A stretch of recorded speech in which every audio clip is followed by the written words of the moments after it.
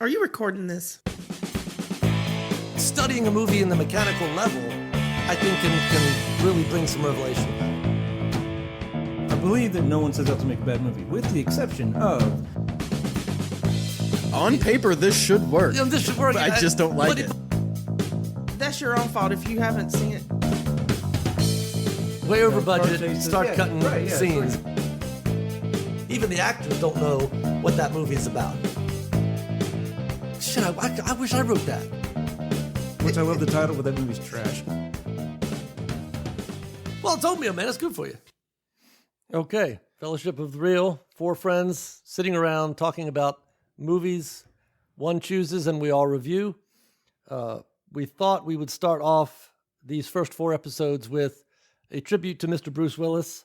As we have mentioned, as you may know, he will probably no longer be with us in terms of movies, and we won't be seeing much of him in the public eye. He has been diagnosed, obviously, with a debilitating mental disorder, and so we thought before we started off, we would give tribute and sort of our way of saying thank you for all the great entertainment that he has given us. Real bummer that we're losing Bruce. So the first 4 of these episodes, we're going to look at his movies, and this time we are looking at the 2000 release of Unbreakable, M. Night Shyamalan superhero movie starring Bruce Willis. This was a pick by Sherry, and she will give us our intro and synopsis. Okay, for Unbreakable. It was released on November 22nd, 2000. It's M. Night Shyamalan's follow-up to his debut hit, The Sixth Sense. Follows security guard named David Dunn, played by Bruce Willis, who survives a horrific train crash with no injuries, leading to him discovering that he harnesses superhuman abilities, which in turn introduces him to comic book store owner Elijah Price, played by Samuel L. Jackson, who uses a wheelchair and turns out to be his nemesis. The first installment in the Unbreakable film series, which is also known as East Rail 177 Trilogy, followed by Split and Glass. Unbreakable received mixed reviews upon release, but is often quoted as one of the best examples of a superhero origin movie. I would agree with that. I'm surprised at the mixed reviews because this is probably one of my all-time favorite movies. Certainly one of my. I even like it better than Sixth Sense. This is probably my favorite M. Night Shyamalan movie. Well, You know, my favorite of his movies is probably Signs. Signs. Yeah, Signs is good. I like Signs. But I like this one. I do like Unbreakable. Yeah, no, I agree. This is probably my favorite M. Night movie. I think story-wise, this is my favorite. When it comes to dialogue, not my favorite. When I see Sam Jackson give his speeches, I'm thinking more Tarantino than Shyamalan. That's what I expect, and I just didn't get it. So I didn't scratch that itch. Right. Well, it's still a good movie. It's funny when we'll get to it, but when he's in the comic book store and he's selling that picture, and my son will love it. I'm sorry, my son. How old is your son? 4 years old. Well, you need to get out. He says you need to go. He says this is. Does this look like a toy store? And in my mind, Samuel Jackson is saying, does this look like a toy store, motherfucker? I mean, I just wanted him to rip. Toy store. But that's You see a kid with a blank expression on his face sitting outside. yeah. One of us has made a grave mistake. Yeah, wasted the other's time. Anyway, God, we jumped real quick. It's off the rails. Hey, off the rails, and this is a movie about a train crash. Great, okay. Did you have the box office or whatever? Nope. This was like Fifth Element in terms of budget. It was a $74 million budget, and it made worldwide total gross $248 million. So this was, it might have received mixed reviews, but it made a shit ton of money. 248 million worldwide. Yes, that's what I'm reading. Total gross $248 million on a $74 million budget. Yeah, that's good. Hour and 46 minutes. So this one's roughly longer than Blind Date. Is it? Yet that was like went by a lot. No, you're right. easier. That was like that was 96 minutes. Yeah. Yeah. So, that felt like a 1,096. Oh my God. movie. Yeah. So Sam Jackson's dialogue notwithstanding, still a better movie than Blind Date. Much better. Bruce Willis. Right. Yeah. Well. Yeah. For Rotten Tomatoes, I had fans and critics loved it. So 70% and versus 77. Fans liked it a little more than critics, but everyone seems to have liked this movie. This was the big movie after The Sixth Sense. Yeah, the second. Yep, that's what they said. Movie. So Bruce Willis was hot. M. Night Shyamalan was hot. Yeah, this was the gravy days of M. Night Shyamalan. Yeah, I think he started getting a little on the outs with some of his choices, but I've always kind of liked his movies. There's been some that I don't like, but there's some Tarantino movies I can't stand. So I don't. Yeah, he's hit or miss with it. Yeah, like so Signs was still good. Like that one's up there to me. Yeah. I like Signs a lot. Where like The Village, I did not. The Happening with Mark Wahlberg, I did not like. No, I can't stand The Happening. Village, I'll watch once or twice, but that's it. The Lady in the Water, I need to revisit. I remember not being, I was definitely not Sixth Sense, Unbreakable, Signs level blown away. But I remember there being parts of that were really interesting to me. I think after Sixth Sense came out and Shyamalan's twists endings, Unbreakable being that next in the series was still we're waiting for that twist. Yeah. And then when it got to the point of The Happening and Lady in the Water, it was okay, there's the twist. No, that's going to be the twist. No, that's going to be the twist. Yeah, I think it becomes unenjoyable. And I'm sure I was curious. I wonder how much the studio was pressuring him. Give us the next Sixth Sense. Do that thing you do. Just pressuring him to. So I mean, as a writer and someone who's creating, like it had to be hard, on him. But as I was watching this, I even made a note about it. But in terms of because I've watched interviews with M. Night Shyamalan, right, and every interview with him is like a masterclass to me in writing. Like he knows story, and he will talk about story and directorial choices and this kind of thing.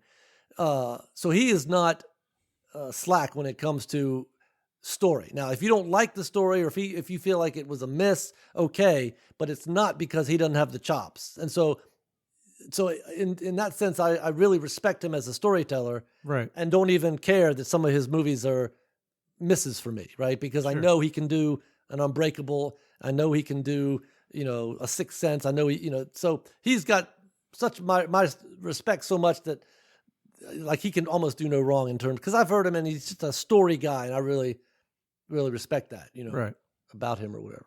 Anyway. Well, I just want to kind of go over who's in it just a little bit. We're dealing with Bruce Willis, obviously, Sam Jackson, obviously. Bruce Willis's son in this movie, really, is played not his son's son. The actor who plays his son was also same year 2000 was in Gladiator. Yep. With Russell, yeah. Russell Crowe. So same year, same kid, same. That's face. funny. I forgot all about that. I thought it was really say it.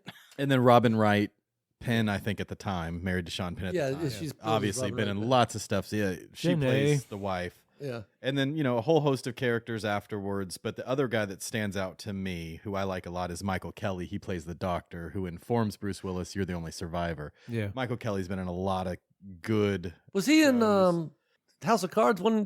Man of Steel, House of Cards, Now You See Me, Jack Ryan. He's just one of those good character actors. Yeah, he played the heavy that would do all the dirty work. Exactly. I thought Kevin I recognized. Spacey. Great actor. I'd like to just highlight him being in it. Everything I've ever seen him in is really solid. Don't forget M. Night, because he does a cameo in all of his movies. Pulls a Hitchcock. He does, which I think I don't know this, but I bet you he's heavily influenced by Hitchcock. He's got to be. Oh, absolutely. I would think so. Have to be. Also, the kid that play the guy, he's not a kid anymore, but he plays Joseph, plays his son. I thought it was really cool that he plays the role again in Glass. Like it's the same. Yes. They didn't. Oh, I didn't. He's more of an he's an adult now because it's been so long. But they could have recast him and they didn't. It's the same actor. He played. I have to go back and watch. As Sherry said, this was the first in the series, Unbreakable. And Split's very good too. I really loved Split and had no idea that it was connected to this until the music starts up, and I'm like, right at the end, I'm like, that's Unbreakable music, and they showed David Dunn sitting there at the diner. I'm like, oh shit, this is connected to Unbreakable. It blew me away. Really good. Again, to kind of keep with the theme of Bruce Willis. He's in the movie with Sam Jackson. They are also in Pulp Fiction together, yet have no scenes together. Oh, yeah. And also Die Hard with a Vengeance, of course. Die Hard with a Vengeance, they're together. But together. Yeah, Pulp Fiction, they're not. Pulp Fiction was the first out of all these, I believe. I think so, yep. Didn't you find out something about... Yeah, about... Bruce Willis? When M. Night was making The Sixth Sense, he was writing Unbreakable, and he actually wrote the script with Bruce Willis and Samuel L. Jackson in mind. Of course, Bruce was up for it, but he's the one who talked Samuel L. Jackson into doing it. So. Really, Bruce Willis did? That's cool. Very cool. Yeah, I feel like you can, now that you say that he wrote those roles, I feel like you can tell he wrote those roles for them. Like, yeah, they're just, you said I know they're actors and they can do performances. After a big hit like Sixth Sense, you got a lot of cash. Well, yeah, but you said, Sherry, he didn't know, he wasn't that well known. Because it was while they were making Sixth Sense, I think. Mm-hmm. You're a little loud. Sorry. No, Sorry. Oh, God, right, before Sixth Sense had blown up. He was, okay. Bruce was, sharing with Samuel L. Jackson, oh, this is a great guy, Gotcha, yeah, I'm doing this movie with him right now, and it's working. Yeah, he wanted really well. it, but M. Night didn't know how to get Jackson into it. Yeah. And so Bruce Willis, I guess, went to bat and actually recruited. That's cool. Yeah, recruited. Wow. Any other opening notes or whatever you got, Sherry? Or? No. Okay, yeah. Well, I had some more trivia, but it was more about when you get into the scenes and everything. We can get to it. So this movie starts off with a prologue, but let me just, before we get into the story mechanics, obviously this is superhero genre, yeah. I mean, yeah, agreed. Yeah, it's a perfect superhero origin story is how it was explained by some critics. What did you say? It was like Quentin Tarantino? Yeah. Yeah. He loved the movie. He said it should have been marketed as, what if Superman was living on Earth and didn't know he was Superman? Yeah. Because I guess it received mixed reviews, and Tarantino thought, well, they didn't market it right, or whatever. Exactly. Yeah. And the comments that I read, the movie studio company, this is previous to Marvel starting their superhero universe. So the company was like, we don't really know what to do with this. We're going to market it as an M. Night Shyamalan movie, which with twists and all that, when it's a superhero movie. So I don't think that hurt the box office at all. I think people were going to go see it no matter what. Yeah, especially off Sixth Sense. But I think it was marketed kind of weird. They didn't know what to do with it. Yeah. No, that makes sense. Yeah, because like you said, before Marvel, superheroes had really taken off. And even then, like, compare this to a Marvel movie, it's still completely different. Yeah, they're both superhero movies, but just the way he did it, it's completely different. Well, to me, this, like, I don't generally like superhero movies. The only reason I like Iron Man and that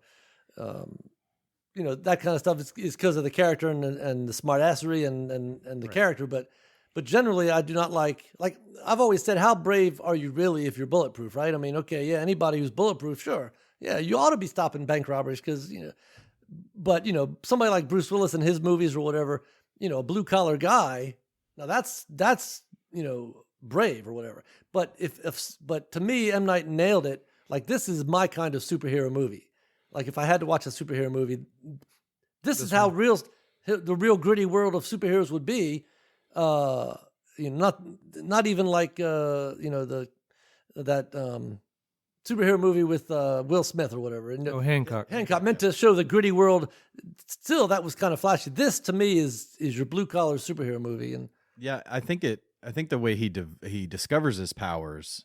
Yeah, is very cool. Like, it's not like Spider-Man where he goes jumping rooftop to rooftop. Right. He's like, let me go Spidey Web. Let me go just lift a little bit more weight. Weight bench, and he's surprised. He doesn't know what's happening. Yeah. So let me say something about how I think this movie is structured, so that Chris will understand I don't know how you structured this movie. As I'm right way. Sure. As I'm going through this movie, right? Yeah. I get to the debate, and then the movie's over. Okay, so I never saw a 3-act structure to this movie. When I watched this movie, especially the second time, and it started to make sense to me because it's an origin movie, right? Bruce Willis, David Dunn, is discovering who he is. He becomes the superhero. If there were 10 more movies, this would be the origin, and then he would go have adventures. So the whole movie, okay, is, and we'll get to all of that in a second, but the whole movie is the catalyst and the debate. Bruce Willis, David Dunn debating whether he is a superhero or not. And it's not until almost the very end of the movie that he has embraced this and has his break into 2. But his break into 2, I feel like, is going to be the rest of his life. So I see this whole movie as Act 1. And I never really see a Bad Guys Close In, a Dark Night of the Soul, a break into 3. I never could nail that down the whole time I watched it. It was all debate. Okay, he's still debating. Okay, he's testing it. Okay. Now he's embraced it. He's ready to break into 2. We'll get to it, but is he sliding the newspaper across? This kind of thing. So to me, the end of the movie, he is ready to go into. I do have a little bit. If you had to press me, I think that the break into 2 occurs when Bruce Willis makes the call to Elijah. We'll get into that when we get to it. And it'd be interesting to see how Chris does it. But I see this whole movie almost as an Act 1 setup, call to action, and debate, and it doesn't start Act 2 until almost the end of the movie. No, I see what you're saying there. I 100% understand what you're saying and how you could see it that way. Yeah. So yeah, it'd be interesting as we get into it because I have all 15 beats. Okay, I do. I could not the movie the way find it them. runs, but I 100% get what you're saying. Yeah, and I'm not saying that the ones I came up with obviously are correct or even hard, easy to find. Like it definitely took some work. We kind of look at it. We can look at that. I say we jump into it. All right, we're right at 15. Yes. All right. Again, a prologue, which I guess it was important. It's the birth of Elijah, Mr. Glass, and we learn he's got this. So it's almost his origin story at that point. Yeah, for sure. Yeah, it's the department store is where they're at. Yeah. So the department store, she gives birth. He's screaming his head off. Right, the baby is. Yeah, no, this is one of my favorite openings ever. Mm-hmm. What is this? Unbreakable? Oh, well, Sherry just found that. Go ahead and read that. I'm sorry. I know y'all started. I was trying to find this. No. Okay. I knew I'd read it. Unbreakable only uses the first third of Shyamalan's script. He discarded the rest after deciding the first third was sufficient. So there you go. So it was going to be 3 parts of a story no matter what. Well, yeah, but he discarded 2 acts of his script. Yeah, so he said he used the first third of that script, which is the first act. Right. Sorry. It wasn't he discarded 2 other scripts. Oh, okay, I thought he had maybe split that one script into 3 parts and just said, okay, Unbreakable is going to be this first one. Split well, he does have a trilogy, but the script for Unbreakable apparently had 2 other acts. Said on here on this trivia. Well, let's kick into it. See what you dissected from it. Maybe we can. Sorry. Well, Chris was able to. Now that being said, even so say you have a trilogy. Star Wars is 3. Yes, but you still have a beginning, middle, and end, even of the first part. So absolutely, yeah, it's definitely weird. Chris was able to nail those down. I could not see it, so Chris probably has it. I was not able to. Yeah, I mean we can talk about it or whatever. Yeah, just I guess a minute ago you said, yeah, I guess this is important. Like I think it's really important. Like the beginning, it's one of my favorite openings of any movie. Mr. Glass? Yeah, she's in there. She's given birth, has given birth. This baby's crying. And like I think, correct me if I'm wrong, I want to say the first line is he's supposed to be crying like this, right? So you're automatically like got the sense of dread and something's not right. Yes. And then here's the doctor. He comes in and he's looking at it, and you can tell like there's a lot of reflections in this movie. A lot. Yes. So they have the reflection, and you can tell on his face something's not right. And then his line, "Did you drop this baby?" Right. Like that's really, really cool. Like automatically pulling you into me. Like here's this baby who's crying. Is he supposed to be crying like that? And then the reveal, all his arms and legs are broken. Yeah. And then the music kicks in. You see the title Unbreakable. Like, bam. I'm hooked. I got my popcorn. Well, it's obviously not this character that's unbreakable. Right. Yeah, right. Well, we can talk about that. We can talk about it, but I think it does apply to him. Yes. Well, I think it does. And Shyamalan does that a couple times. Like on the train, there is such foreboding about the sounds and the shadows as that train starts to speed up. Was that when the train starts to speed up? That was after he took off his wedding ring because he's introduced to a single After attractive. he put it back on, right? Mm-hmm. Right. Yeah. So obviously you have the marriage troubles or foreshadowed, and then the train starts to speed up and go into this tunnel of you're being launched into this story, right? And bad things are going to happen. Sure. That's the way I felt anyway. I like the opening image. Yeah, I mean, you see that this guy is unhappy, right? Yeah, that was what I nailed too. Unfulfilled. He takes his. I think there's a lot about the way I broke it down with him embracing a lie, willing to embrace the lie because he lied to Audrey about being injured, right, in the car wreck. So I think he's willing to live a lie, right, to be for happiness at the beginning. So he's lying to this chick, right? He takes off his ring. The only true things that I saw that he said to her was his name and I'm afraid of water. Yeah. Everything else he says is a complete lie. Right. Which some of it he's messing around and coming on to her and all that stuff. But it's just interesting. And to me, the theme about this movie, because they say it a lot about you're not doing what you're supposed to be doing. I like how the kid's staring at him, like he gets caught by the kid, after the whole exchange and realizes the chick's married and stuff. Even to me, the kid looking at him, saying, "As a married man, that's not what you're supposed to be doing." Yeah, right. I really like that. Yeah, and even the way the camera pans back and forth, like it's the kid's view, looking at him. I don't know, I really like that. But yeah, the catalyst happens 5 minutes into this movie. Yeah. Well, that was one of the things I noticed about you talking about the camera. Yeah. And that was one of the things I found, because I kept asking, why is he shooting that way? Is it just his style? And I found that it said the angles or the way the scenes were shot, turns out that M. Night Shyamalan shot it to look like a comic book. A lot of like that panels. Okay. Yes. Yeah. And when she said that, and I looked at him second time, totally, especially through the window with the curtain when right. Yeah, it looked like, and because I said, well, he's shooting from a distance to keep the audience at a distance, or like you're an observer. But when you go back and look, a lot of those scenes or like could be panels. Panels from cool. cool. Yeah, I thought it was the same thing because there's a line in there about him and Audrey when he and Audrey go on the date. She says, "Do you knowingly hold Joseph and I at a distance?" Yeah. And he says, "Yes." And I feel like the movie does that with Right. the angles until he starts to let them in. And then we start getting, we don't get hardly very many close-ups of him. Like there's a close-up when the train's doing its thing and he kind of looks around and does like the signature Bruce Willis look to me. But yeah. Anyhow. there's one scene that I'm like, where is he? You have to find him in the scene. Yeah.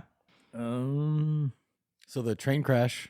Yes, So so that's the catalyst to me. The train crash is what sets off this adventure. well, okay, yeah. So we disagree on the catalyst, and that's probably because you have got your 15 beats and I right. don't. So still in the setup, like when he walks out of the hospital and all the other relatives are there waiting on their loved one to come out, and of course they're not, and they're all staring at him, and you can almost hear the question, "Why are you alive and my loved one dead?" And then his wife comes up, and you can tell that they're estranged, and the son joins their hands, and they're so estranged that being the sole survivor of a train wreck is not enough to bring these two to drive these two into each other's arms. You can tell they're very uncomfortable. I really like that. Like, do I hug him or do I not hug him? We're not in that place.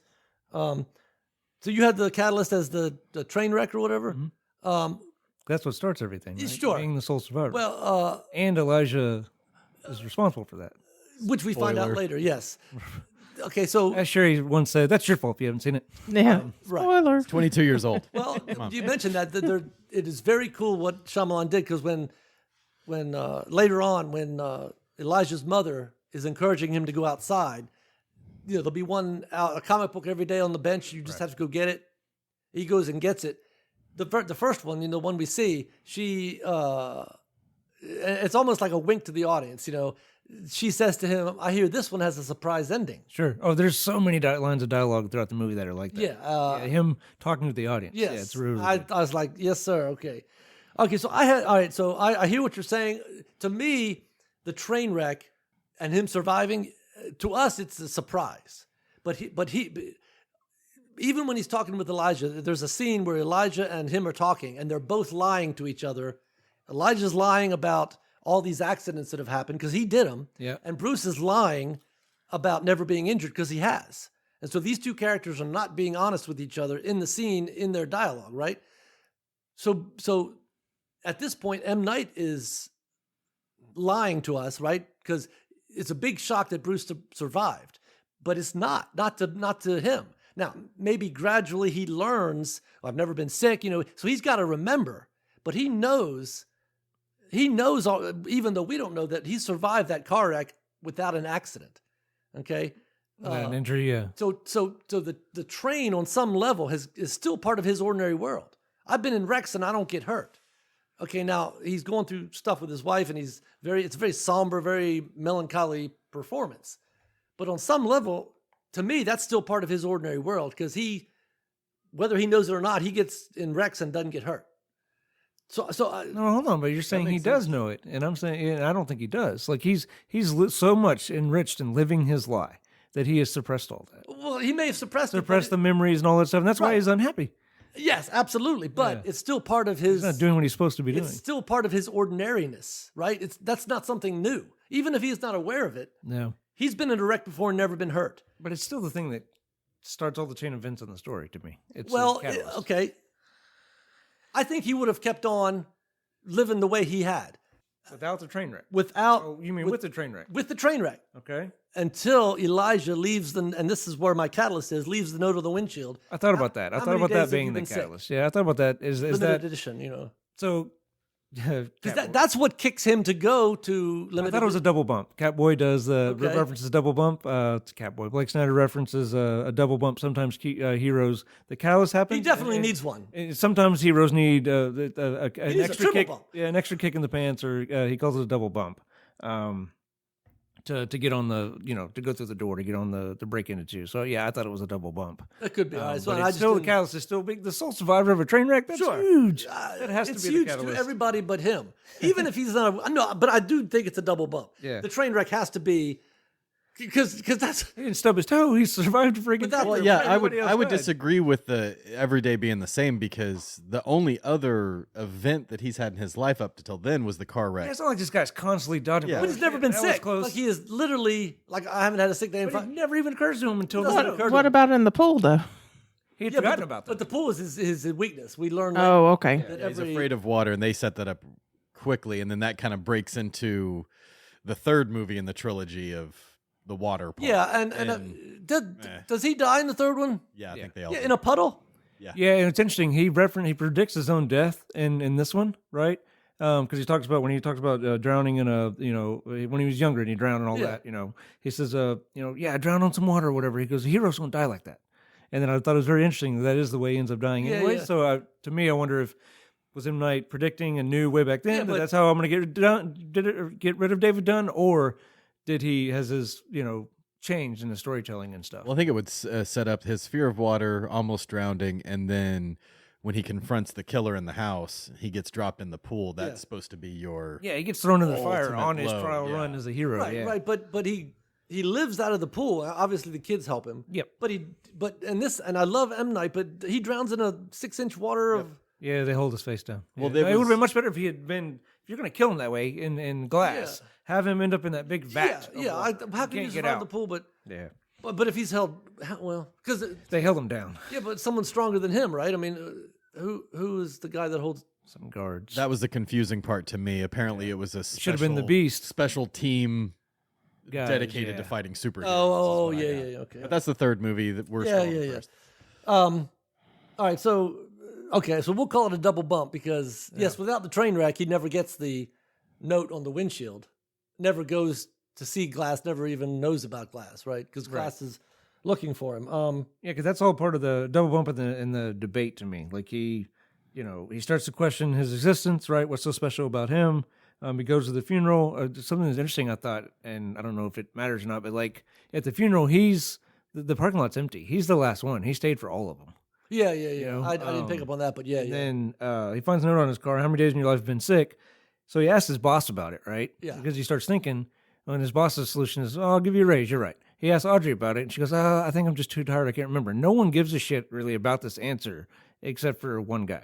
Elijah. Right. Well, it doesn't. Absolutely. Yeah, absolutely. Now, go ahead. Well, when I brought up the pool, I was talking about when he was a child. Mm-hmm. Yeah, he actually died. They said he died. Yeah. Yeah. That's what I was and talking brought about. Him back, yeah. Okay. Yeah. That's where his origin of but that's his. Then like they talk about that's his kryptonite. Yeah. Yes. But that's what I was talking about. If he's never been injured, well, he died. Yeah. It's like a vampire. A stake through the heart will kill him. Yeah, stake through the heart will kill anybody. I did think that. Okay, so if at any other time, if you have two people asking, well, when was the last time I was sick? Okay, well, how that is. Nobody wants to sit around for a conversation like that. It's a very boring conversation. Sure. However, the acting, the writing, that whole performance of them just talking about when was the last time I was sick at the doorway, I was in rapture. I was like totally into it. Right. And so to me, right off the bat, it's like, M. Night, man, he's the man. Can take an innocuous conversation. Well, when was the last time I was sick? And make it where you are just hanging on. You know, well, even the bit with the sole survivor or whatever, like, why are you looking at me like that? Well, there's two reasons why I'm looking at you. Yeah, like that. I thought that was 5 great. minutes, and I love that shot of the patient bleeds out in the foreground. But that conversation in the doorway about how many days we've been sick, just the note, but all that stems from him being the sole survivor of a train wreck. Right, but I'm interested in knowing how many days he's been, and that's just Sure. If me and you were having a podcast about the last time you were sick, click, Right, nobody would care. Yeah, but we'd have to tell them that we were the sole survivor of a train wreck with no injuries, right? It's like Hitchcock would do it, whatever. But it's attaching great meaning to just the most innocuous thing. Sure. I saw a thing yesterday. Alfred Hitchcock was talking. He goes, imagine 4 people sitting around a table and they're just having a conversation about their day, and then a bomb goes off from under the table. Well, you're going to be sitting there watching 4 people talk and be like, what is this about? Yeah, you'll be shocked for 2 seconds. But you tell people there's a bomb under the table, then have 4 people talk. Now all of a sudden then it's stressful. That's M. Night, I think, took that right out of it. Oh, for sure. You know that there's right. something special about Yeah, that. for sure. Builds. It builds, and it's like the scene with the baby at the hospital, opening scene. No. All of a sudden, we're not talking. We know something's afoot. Right. It definitely tightens the screws throughout the whole movie. I like it. Yeah, absolutely. Then we cut to this. His breaking into is going to see Elijah at limited edition to me, because it's it's the catalyst, right, and the double bump, and then the only person that cares about the answer how many days he's been sick is this one guy who left the note. Let me go see this guy. And we're introduced to Glass previous to Bruce Willis walking in with his son, berating the one guy trying to buy the painting for his kid. And, in the flashback at the beginning, but there's a flashback. So you're introduced to this guy who's taking this stuff very seriously. Sure. That's the first part. Bruce Willis hadn't met him yet. You're like, okay. Right. That's true. That's an attention to important me. introduction. Yeah, no. So after the note on the windshield, there is this flashback, and again, M. Night is skillful because this is the thing that, like with Donner in 16 Blocks, right? And we're going to get to this, but every choice is intentional. You watch most of that scene in the glass reflection of a television. Then it goes to the glass window. It's not I mean, 99% of that scene is in glass. Oh, so we're talking about the flashback. can't talk. Sorry, the comic book is presented to him by his mom, right? Yes. That's what we're talking about. Yeah, I guess I had another note on that. There, it starts this motif of the comic book's upside down, and he rotates it, right? Yeah. And then the comic book later on in the store, the Century Man, that one's upside down. Yeah. And the mom basically explains it to me at the end about it's all, to me, it's his worldview and how it's hinting at us that it's slightly askew from Absolutely, everybody else. 100%. Because He's looking at the world upside down from everybody else. Elijah does. Yes, that and Sherry. Yeah, there was the scene where Bruce Willis' son is hanging upside down watching the TV. It's always a something foreshadowing of. Every time something's upside down, something bad is going to happen. Yeah, sorry. In that movie. Very interesting. Also, I think Thank you for finishing that for me. to me, what I got out of the kid is also watching the world upside down, right? 2 things. His world's about to be turned upside down, which is kind of what you're talking about. Also, the kid's the first one that buys into the Kool-Aid that Elijah is selling, right? And trying to get him to drink. Yes. They both look at the world upside down, or are willing to at least. Right. Yeah. Yes. Where Bruce was like, his response, I love it. Don't take another sip of that water, Joseph. Yeah. Yes, this is because after the flashback, we're immediately into the where he's selling the picture to the guy. Yeah. And what I was talking about earlier, Elijah present day running a shop, serious about his work, not a toy store. And then he says, "Do you see any Teletubbies in here?" And I swear to God, I heard him say, "Mother," do you see any Teletubbies in here, mother? Again, I think that's it shows Elijah's character, but it's also M. Night talking to the audience saying, "This is not a kid's comic. Yeah, book. yeah. This is not a kid's superhero movie. This is for adults." Right. Yeah. This is how superheroes Are depicted in the real world. real world. Yeah. Yeah. So that's, to me, that's He even talks about the depiction. Yeah. The thing to notice about this piece, the thing that makes it very special, is its real depiction of its characters. Yeah. That's 100%. He's talking about the drawing, but he's 100% the movie. To the audience. There are layers, and that's a director choice, making conscious decisions on the set. Yeah. We could shoot it here, but we're going to shoot it upside down, Right. In that television, because he's glass and this is glass, and it's all going to conscious of the theme, Right. Yeah, that because the director is a visual writer. Sure, Shyamalan is a writer, but a good director is writing with the camera, just like a writer will, in my opinion. So I have that as sort of the setup. The catalyst is the note, and then I have the word debate, and then I have all the rest of my notes. All right. So to me, it says as breaking into is going to see Elijah, hearing this crazy superhero theory, right? And then the fun and games is him toying with that and testing it. This guy's full of shit. Maybe he's not. Look how much weight I can lift. I've never been sick. Like it's him. Sure. Which I see what you're saying about that whole thing being this big long debate. Yeah, he's all the time questioning, debating. Is this real? Or don't drink the water. Throw it with trash. Wait a minute. Let's put some more on there. Weights and stuff. Because to me, like if the fun and games should be the superhero doing superhero things. Lifting weight that nobody else can lift and more than they ever had is the fun and games. When the heroes are depicted in the real world, right? Like okay. That was the thing that was the thing that took me out of the movie just a little bit. Is he laid down on a weight bench, unaware of how much weight was on that, and lifted it. You and I both know you never just lift a bar with I think he starts off weight. He had to start off knowing, right? And he starts off knowing, right? So how much weight did you put on there? He asked his son. Exactly. Yeah. And then he's like, "Oh, it's only 300." He also warmed up too, right? I mean, again, you and I both know you're not going to just lay down and throw everything you got. You got to warm up, otherwise you're going to hurt yourself. So sure. I got that he had been at it a while. He had warmed up. He'd already done some stuff. And at one point, Joseph said, "Hey, Dad, can I throw some weight on there?" "Yeah, sure." Or, "Dad, can I put the weight on there?" "Yeah, sure, son. Just don't do too much or whatever." And then, Joseph hit it. And then he took weight off, quote unquote. But he didn't. I lied. Yeah, I lied. I was like, because the kid's already drinking the Kool-Aid, where David is not. Bad things can happen because later he pulls a gun on him. Right. Oh yeah.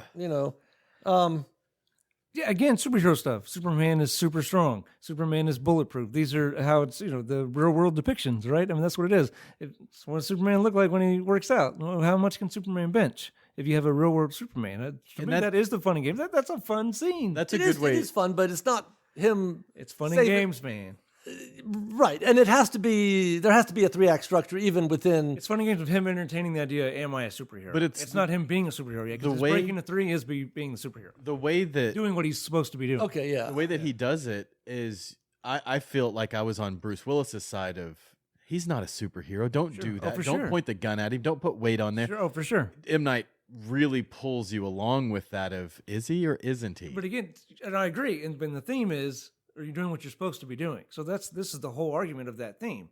Is he doing what he's supposed to be doing? Here's all these hints. He's got the instinct, right? He works as a security guard. I mean, Samuel Jackson points it out. Of all the professions, you chose to protect people. And here he is. I've never lifted that much, but he did it without any issues. Right, he keeps lifting more weight, and then finally he gives in a little bit. And what else can we add on? What else can we put on there? Right. Paint cans on there? Like, no. To your point, it has to be because they're even if you threw away 2/3 of Shyamalan's script and he only shot the first act. Yes, but you still have to have a beginning, middle, and end. So I am sure you're right. It just felt like all debate to me. Sure. And the fact that 2/3 was thrown away sort of reassures me, because there is really no clear, I'm Superman now, and I'm going to go off and have fun and games by stopping. If this was an over-the-top superhero movie, he would all of a sudden be stopping crime and drawing attention from the press and not necessarily trying on his tights. Spider-Man has to go Spidey Web. He has to learn his skills and what can I do? How strong am I? How fast can I run? Can I jump or not? That's what he's doing here, in my opinion. Yeah, okay. I mean, I hear you. Swinging by his web. I'm sure you're right because there's no way this is all just one act. Yeah, that's a really long beat. Right. But that's the exact impression I got. No, and I get what you're saying with that. But this is what I got out of it was okay. Yeah, because he's learning about his instincts, developing his instinct at the stadium. So when he's developing his skills at the stadium, it was M. Night Shyamalan. It was the drug deal. Like he brushed up against him and was testing his powers. That's part of the fun and games of. To me, that's what it would have to be in terms of the way. Yeah, he's pushing his limits. We learn about it, and even again, when we're talking to the audience, now we know something we didn't know before. Like Samuel Jackson says that about the instinct, learning the instinct. Yeah. But Shyamalan's script must have been 300 pages because I guarantee the break into 2 of that original script probably occurred at the end of this movie, or they're very close. There's a lot of weightlifting scenes. Yeah. Well, the rest of that movie was probably the David Dunn doing more like embracing who he was and doing superhuman stuff. Right. So when he lopped off the second and third act, he had to sort of retrain this first act to be all three acts, Right. Okay. Where does it go after that? He's doing his fun and games, testing his limits. Yeah, and even I have in here whatever the for the part of the fun and games is Joseph pointing the gun at his dad, right? That's fun. David's yeah. Well, if you think about testing his limits as Absolutely. a superhero, right? Am I bulletproof or not? Right? He's still debating it, right? That was the emotional pull. Is you're watching that kid going, I think he's a superhero. If he pulled the trigger, would he live? What's going to happen? Yeah. But you're still on Bruce Willis' side. No. Now it's serious. You're still, up in the air as the audience member too, right? Yeah. Okay, yeah, he lifted, but 350 pounds is not crazy, right? And, exactly. And then he comes back to the kid of, if you pull that trigger, I will survive, but I'm leaving. Yeah, it's getting to put the gun down, and because even I don't think even he's sure at that point. Because I wasn't. And then the kid said, well, I'll only shoot you once. Yeah, I love that line. Okay. I love that line. But also, one thing I noticed, he's got the gun on him. Bruce Willis, his first instinct, or David's instinct, I guess, he steps away from Audrey. Protection. Yeah. Oh, being a superhero, cool. So subtle. Like his first thing is to move away because they're standing close together. Yeah. I didn't pick up on that. That's awesome. So that's awesome. This crazy kid does shoot the gun. It's only going to hit me, But yeah, he steps away from Audrey. All right, so I know you have to be right because there is no way this is just a one-act movie. Right. But I don't have the break into two until he calls Elijah, confesses he has never been injured to Elijah, and then says, what am I supposed to do now? That's my 3. That's my break. Yeah, okay, so I have it, yeah. And then the fun and games is him testing his powers at the train station or whatever and discovering the home invader. Because I only have one fun and game, really. And that's my finale. I would think when Glass goes with him to the football stadium and they find the guy standing in line with the gun. Yeah, that would be. That's funny. I think when he invites Elijah to him. Well, Elijah shows up with a false ticket. Unannounced. Yeah, he shows up unannounced. Yeah, I think that's more of the prelude to the third act of, hey, you got it. You know you got it. You've already done the fun and games. Let's test it. I think the third act would be right in that area because then he goes to the bus station to really do a final. Well, stuff before that. Yeah. But I think that in that area would be the third act. Yeah, no, that's still part of the fun and games to me. And even as far as the debate, right, about is he a superhero or is he not? Is Elijah full of shit and crazy or is he right? We see Elijah so convinced he risks his own self and falls down the stairs and suffers like 4,000 he is totally just to see. Yeah. That he's right. Oh, that guy did have a gun with the, Yeah, it was worth 16 months of rehab. Right. He's also upside down there, too. He's staring at the guy upside down. Yeah, that's true. So, I have the break into two when so Elijah obviously is the B story. Oh, for sure. Who always has been from the beginning. Elijah the B story tells him what to do, and he's been the one pushing Bruce Willis in. I wrote pushing him into the light. Pushing him to embrace and be what he's supposed to be. Actually, I think they're each other's B stories as well. Yes, because now Elijah that we know who you are, I know who I am. Yeah, at the end, yes. Yeah. And so I only, like I said, I only have one fun and game, which is the bus station. The bus station and going to the home invader. And I thought it was interesting that the children, like he saves the children, parents are dead, but the children wind up saving him out of the pool. Okay, so, because there's a scene where his son says, I thought I was like you, but I'm not like you. But that can't be the point that only heroes are superheroes, right? Right. Because he stepped up and tried to save that girl. He got his ass kicked, but he did it. And then a hero does that, even if he loses. And those kids save the hero, right? So there has to be this thematic thing. Okay, yes, Bruce Willis is going to be a superhero because Elijah later says the theme, I think, is stated way late, around this point. But, we live in mediocre times and people think there's nothing extraordinary in themselves or in others. Right. And yet those kids saving Bruce Willis means the movie has to answer the question, yes, there is. Right. And so that to me is the theme and then the fun and games. And like I said, the rest of the two acts would be I guess, another movie or the 2/3 of the script in the trash can or whatever. But I knew writing this. I said, well, I know there has to be a breakdown here, and Chris will probably have it, but I cannot find what I think is the rest of the beats. I think it's all debate and then acceptance. Yeah, to me is the false defeat the midpoint's a false defeat when he learns that he did drown as a kid. Or if I drown, then I can't be a superhero. No matter if I can be 350 That makes pounds, sense. No matter if I got this little instinct thing, superheroes don't die. Superheroes don't drown in water like that, right? Oh, that's what he says to Elijah. Yeah, that's true. So that's his false defeat. And then Elijah even buys into it and is depressed, hanging out in the comic book store, right? And Cracker Jack, yeah. And I like that that's the first reference we get of calling the cops about Elijah, because ultimately the cops are called on Elijah. Yeah, sure, yeah. So there's a first, man, you keep that up again, I'm gonna call the cops. And then later on, when they're after he's done a superhero bit and they're at the table together, Audrey says, "Hey, I've decided if Elijah shows up again, we should probably call the cops." Yeah. So there's two references, and then it does happen. Yeah, I thought that was interesting. But he's all depressed, upset, destroying this poor dude's comic shop or whatever. Yeah. And then I think if he slams into the comic book rack, right, and then it falls into his lap, and again it's upside down, and he turns it, writes it up, and then. He buys that comic book, doesn't he? Yeah. How much for this? Yeah, I'll take this one. Yeah, I'm gonna go call the cops. Wait, no, I want to buy this. So part of bad guy is closed in because it's false defeat, right? So I'm not a superhero, so I'm gonna go back on fixing, go back to living the lie, right? Right. Fix my marriage, right? So he goes on a date with Audrey, starts to patch things up, but everything, the date goes well, right? Things are good. So he's in danger of going back to living this lie. The date went well. He gets the job in New York that he went for. Again, that's because that's in direct conflict of doing what he's supposed to be doing. Right? Yeah. And then, we never learn what the job is, but it's not being a superhero. You know what I mean?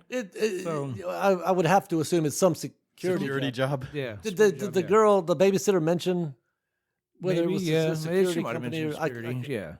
But security is a shadow or an echo of what he's really supposed Sure. to be doing as a hero. Well, yeah, Elijah says that, of all the jobs, you could have been anything, but you chose protection, or whatever. Right.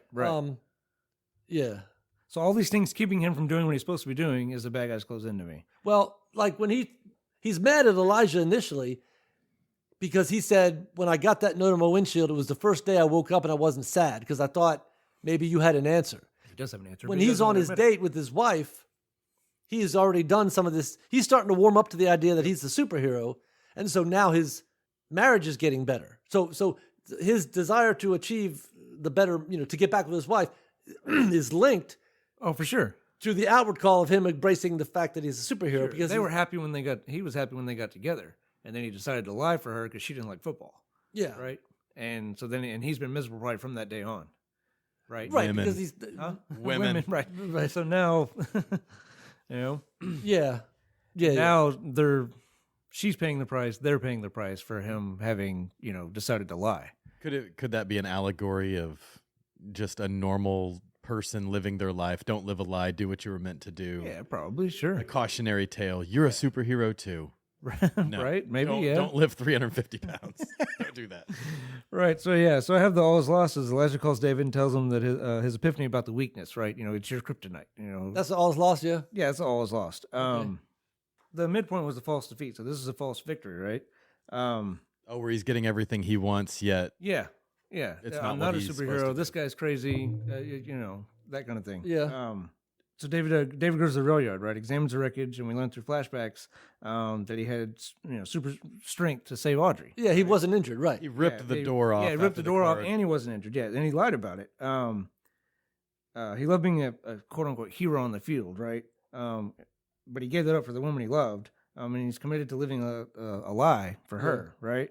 But the sadness he feels every day, that's what's costing him. We were talking about a second ago, right? Yeah, something. He says that today something's not right. I don't. It's still not right, Audrey. Right? Yeah. So his break into three is, in his dark night of the soul, is having to admit that. Right? He can either admit the truth and ask Elijah what comes next, or he can keep living the lie, and he can take that job in New York, or he can patch these things up with his marriage. Yeah. Right. Right. It's ordinary or superhero. Those are his choices. right? Right. Yes. Yeah. Okay. So he breaks into 3, but calling Elijah saying, all right, what do I do? And he tells him, go to a public place. So that all of that to me is the finale. Yeah, no, I think it has train to be. station and testing it out. And I like how it even escalates. Like the first person that bumps into him. Yeah, he doesn't stop a date rapist and a thief. Yeah, a thief. Yeah. Gotta go for the big crime. Right. Right. Yeah. Yeah. Well, I actually wrote. Also, all of those had already happened. There's nothing. Well, he could now do see, about that it. was the question. Nothing he could do about it. Because he bumps up against M. Night and then searches him, and there's no drugs. Yeah. Which means M. Night was there to buy drugs and hadn't bought them yet. No, I think he'd already gotten rid of them or whatever. Well, that's what I thought too. But where would he have gotten, like, why would he? Because that was a drug drop, right? The drug dealer put him in the can. Yeah. M. Night gets him. Because his jacket was different too. I thought. I thought it was a blue jacket. I thought. I thought he had a different jacket on. Either way, he was involved in drugs. No, in that for sure. He's stadium. dirty. Like the instincts aren't wrong, but I yeah. Well, that was the question though, whether he was his, because that's what I was asking when I was watching this. Okay, does he know future crimes or does he know past crimes? Oh. I think it's past crimes from what I've seen. Because The when guy he had finds already the killed janitor, the bad guy. The murderer. when he the finds the trash man janitor, he knows through the vision that this guy's still occupying that the house. house, and he's Okay, already all killed right. that guy. Yeah. Where the So other you think lady M. had Night just just got rid of the drugs at that point? Yeah, because he searches them, he doesn't find anything. Right, and yeah. okay. And that could be maybe his. And the guy had also already carrying the gun. He wasn't about to carry the gun. He had already put the gun on there, right? Yeah, and he didn't see a but crime he of knew- him shooting somebody. But he just said saw- sometimes people will do like he knew he had the gun, Yeah. but We okay, never but, see what he saw. He just describes the gun. Yeah, but he described some people they do bad things. The team loses and they. So Yeah. did he have a vision of the guy shooting up the place and then made that it would be before, or you know what I mean? Something future, that's gonna yeah. happen. I mean, yeah. I don't checking? know. Yeah, so I was unclear Yeah. about whether his power is extended to future Sure. crimes. I feel like it's past, but yeah, I agree. It is kind of unclear. I'm not Yeah, sure. either way. And also, I felt like 'Cause- maybe he's first really trying to develop it, right? Right. With M. Night, maybe it doesn't work out right because he hasn't developed it yet, right? He got a glimpse of it, but he can't put the pieces together. True. He's Yeah. still defining Yeah, his because powers.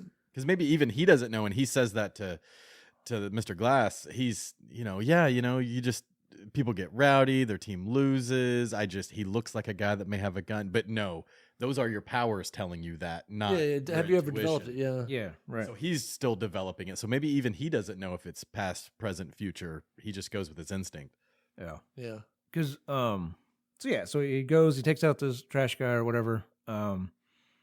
And yeah, I thought it was interesting that he gets hit with, trial by fire on his first trial run. Like it's thrown into the pool, not just the pool, but a pool with a cover on it. Yeah, and any person would have a hard time escaping from And that. it's Sherry said we should look for Die Hard moments. Well, the whole scene of him being thrown into the drywall is exactly how he fought. In I Die promise I Hard. won't hurt That's you, true. in the beginning. Yeah. He's got the guy around the neck and the guy's True. bashing his head into the drywall, just like in In Die I'm Hard, sure that's yeah. not intentional, but that's Yeah, no, because what I got out of it is that this guy is, it's like riding a bull. This guy's yeah. going Oh, yeah, nuts. this but guy would've crushed slam you. him into the drywall, do whatever you want. You can't hurt this No, right. guy. I He's honestly unbreakable. think was the serial killer janitor guy, was he on the level of Split with that character? Like, was he a villain? Like, when he bumped into him and saw those people, was he not just a serial killer? Was he a superhuman? I don't as know. well? Could have been I don't know. Because think of the way about they that. were fighting. Bruce Willis being unbreakable, quote unquote, extra strong. Yeah, extra that's whatever. true. He was getting tossed around by this guy. So Yeah. maybe was that Yeah. something he would sense from somebody? Of Maybe. this lady's just a regular thief. She stole some diamonds. maybe. This one's just Oh, that's true. I didn't this think about guy. that, but he's yeah, a maybe. monster. Yeah, maybe. So maybe he's yeah. Do you know the lady and child he bumps into at the stadium when he hears? Yeah, we never saw a vision, did we? Yeah, well, he hears the kid or something. Oh. That is actually the character from Split. I read The kid? the kid. Oh. I mean, the kid is the character that grows up is in Split, and that's his mom. Oh, because the mom was terrible in Split. Yeah, that's cool. Okay. That's Easter James egg stuff right McAvoy. there, That yeah. was the little James McAvoy. Nice. so to That's speak. what I read. I mean, No, I'm sure that's right. That would yeah. make total sense. Yeah. If I'm And not. I don't remember the connection, but because you said somebody said it's called the East Rail, Yes, trilogy I'd or never whatever. heard that, but Yeah, they explained in Split about it. I don't remember what it is, but there's something to do with the train that crashed Oh. or whatever. Split's his character is connected to that somehow. I don't remember what the connection is. well, it's like the trilogy with Simon Pegg. The Cornetto trilogy. the ice cream, right, or Yeah, whatever. Cornetto's the ice cream, but it's Shaun of the Dead, Hot Fuzz, and then The World's End. Yeah, it all That's the Cornetto trilogy. Yeah, nice. So it might be something like that, Could be. I mean, that sounds like something M. Night would do. Yeah. And then we get the surprise ending, really. I have really this whole movie is the first act. Obviously, you skipped stuff, man. Oh, did I? Sorry, go ahead. So I had no idea. So immediately after he takes out this bad guy, right? So he saved this family. He saved what's left of this family. By saving what's left of the family, he's able to save what's left of his marriage. Right, yeah. Because they haven't been able to embrace it all. Even after a train wreck, it doesn't drive them into each other's arms. But then he's carrying her up the stairs, and they share the bed together for who knows how long, right? Right, well, there's the scene, and again, to me, it harkens back extraordinary things in people, right? Because Bruce Willis is unbreakable. He, you probably could shoot him and he wouldn't die. But he has a nightmare, and his wife reassures him, and he gets reassurance from her. Yeah. So you have this lady who abhors violence being able to protect this, so it's the quiet strength, it's the extraordinary things in ordinary people. Sure. That he looks to her to feel safe, right. Because that was the thing that I didn't wake you to, that was when I knew we were in trouble. But obviously the bookend of yes, and now I'm asking you again, meaning they're okay. But an ordinary person trying to calm Superman down, telling him it's going to be okay. It's essentially what's happening, right? Sure. I thought that was awesome, amazing, And just an interesting choice. So, I mean, we talk about like it's, synonymous with him being, is he a superhero, is he not a superhero with his marriage, right? They're all happy now again, but he's still lying to her. He doesn't tell her. That secret identity, yeah. What he's doing, yeah. He tells the kid, right? He tells the son, and you were right and all that stuff. So he's still living a lie, but now it's a lie, but I'm going to be a hero, and she's happy, and I'm happy. It's... Well... it's because he's happy because he can now be who he is supposed to be.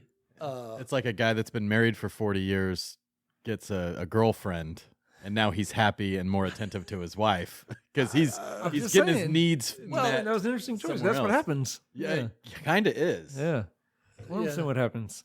But he's living his life. He's more happy. Yeah. And I like the opposites of the headlines. Like he goes back and looks at the headlines of the previous crashes and stuff, and he was making headlines as a victim, and now this last one he's making headlines as a hero. Yeah, it's kind of cool. Yeah. Wow. So would you want... And the twist ending, I guess. The twist ending. Yes, the surprise ending foreshadowed at the beginning. And then and I guess that's why I thought, okay, this is... I'm so relieved that 2/3 of the script was thrown away because at least at some level I'm validated, right? But Elijah says, his final words almost are, "It has begun," right? So now we know that this is Bruce Willis's life. He's going to go into the second and third act of his life as the superhero. Elijah sees this as the origin story, the beginning of their story. Do you think Elijah saw himself as the arch villain before that conversation? Because it seemed to me like all was revealed to him. You were the hero, I'm the villain. Did he ever see that the train crash was bad? Like, did he know that the things he was doing, were they evil, or does that make any sense? Yeah, I feel like I feel like his reveal he was very Machiavellian. Like, I need to find my alternate. He didn't realize everything I'm doing is evil. Well, he didn't realize it before the final conversation, but I don't think we see his... When he realized, I don't think we see that on screen. Well, he says so many sacrifices. Like, I think he regrets it on some level, but he sees them as acceptable losses and the price to pay. And now that he's like, now I've done all these, and you're the hero, I'm the villain. I know who I am. Yeah, now that we know who you are. Because he says, "What an awful feeling," not knowing who your place in the world. What an awful, awful feeling. He thought I know who I am, right? So now he knows who he is. Yeah, this is where we shake hands. Like he knew what Bruce was going to see. Because that means they never touched throughout the movie. Because I thought about that. Okay, it has to be a thing now that they never have touched. Right. Yeah. And he shakes hands completely intentionally because if you're who you are, I can now embrace. This is where we shake hands. Even says it. Yeah, absolutely. This is now. That was the revelation to me. Moreover, was Sam Jackson didn't know he was a villain. He was doing these things because he thought it was. You think he found out right then and there? I think he was hoping he was. I think he was because he said, "I was always waiting for those particular set of words: sole survivor, no injuries." And until he did, he wasn't sure that he was the villain. Exactly. That's what I mean. Like now he's like, "Oh, I am the villain. I did this train crash." He's okay with being a villain, right? And as long as there's an opposite out there. Yes, if we're I'm on just opposite some ends. crazy dude that's killing people for no reason. Right. That's terrible. That's not knowing his place. He's okay being the bad guy because I found this guy. I found David. Exactly. I mean, Now everything is the sacrifices are okay, which is Opposite terrible. ends of the spectrum. Right. I'm here, so it has to be one of you. Because his view of the world is skewed, and the mom even talks about that, right? It says villains' eyes are larger than other characters. It's a reflection of how they see the world. He sees these as acceptable sacrifice. Sacrifices, yes. Yeah. to find that person. These are willing. Yes, These to- are And there's even a He hint. even says just to find you. Yep. Yeah, absolutely. Yeah. Yeah, and there's even a hint with his conversation with the mom before he goes back there to shake hands. And when she's talking about the villain's eyes are larger and how they see the world, and Bruce Willis goes, "Well, he doesn't look scary." There's like a hint of coming, like because we've gone to like Elijah by this. Yeah, point. Bruce Willis doesn't says we're look becoming scary. friends. Yeah. Yeah, we're becoming. Yeah, he's it's really trying to good. push him to be better, and then he's like, "Oh, if you're this, I must be the bad guy." And then he reviews all the clips that he has. I did all these things. It was well worth it. Now I know who I am. Yeah, and Bruce Willis is totally. You can see the horror in the. Yeah, it's terrible. Terrible. When he figures it out or whatever. And just I guess the thought I had about I talked about earlier about Unbreakable, the title itself. Elijah goes through all this stuff despite his feral condition. He goes through all these things to identify, to discover if his theory is correct or not, right? So he's kind of unbreakable himself. His will is unbreakable. He will not because he sacrificed 16 months of rehab to find out. Yep. His will was unbreakable. Killed all these people. And to his find mother out. says, there are soldier villains and other villains, that you fight the hero with their mind. So his willpower's mind was unbreakable as his strength, Bruce Willis. Yeah, the conversation with the mother there at the end was the revelation. That's where they all started. It's like if you were paying attention, what she said, he's the bad guy. Yeah. He's absolutely the bad guy. Cool. Is that all your notes? That's all my notes. Yeah. Cool. You want to go around and do the pass? Oh yeah, hard recommend. Hard recommend. This is one of my favorite movies, and like I said, a movie to me is same reaction. I've seen this movie 5 times, but I am tearing up at the same time. I'm cheering exactly the same time every single time. It grabs you, and that good writing, good directing, and good story will do that. Same with like Dances with Wolves. I know exactly where I'm going to cry. Right. Yeah, no, definitely, obviously, a recommend for me. Oh yeah, I recommend. Yeah, she picked it. I like it. I'm gonna dissent. I'm gonna say for my own personal, I'm gonna pass. Not that it's a bad movie, just the dialogue part of it. Me seeing Sam Jackson speak those words just didn't scratch my itch. Sure. But out of Shyamalan's movies, one of the top 3. Yeah. In my opinion, probably number 2. But I've seen it. I'm good. Right. Yeah. No. Yeah, Watch it if you want to. I don't know if this is what you're picking up or not. And I think he's a very talented director and writer, but there's some times where I can hear Shyamalan's voice in his dialogue, like no matter what actor is saying it. Yes. So maybe that's what's picking up, like especially like Real Bad with the Happening in Wahlberg. Yes. It doesn't sound like Wahlberg talking to me. It sounds like Shyamalan. And maybe his cameos too, like don't help that because you hear how his cadence in his own voice and how he talks. But yeah, I thought Samuel Jackson did a great job. I don't have any problem with Samuel Jackson's dialogue in this movie. Like I don't hear that. If I hear it at all, it's in Bruce Willis at times. With the directorial skill that Shyamalan has, the writing skill, just everything, he is aces all the way across. He makes good movies. Maybe the stories are lacking, the twists are lacking, whatever. But the dialogue it wasn't up to the standards of everything else in that movie. Sure. So I think that fell short. But other than that, it's a great movie. Yeah. Bruce Willis, great. Yep. Right in his heyday, so it's good. All right. Cool. Anything else? We're good? Well, that All was right. a fun one. Good deal. We're out. If me and you were having a podcast about last time you were sick, click. Right. Nobody would care. Still, that was kind of flashy. This, to me, is a blue-collar superhero movie. Right. The baby is. Yeah. No, this is one of my favorite openings ever. Okay, you're being launched into the story. Right.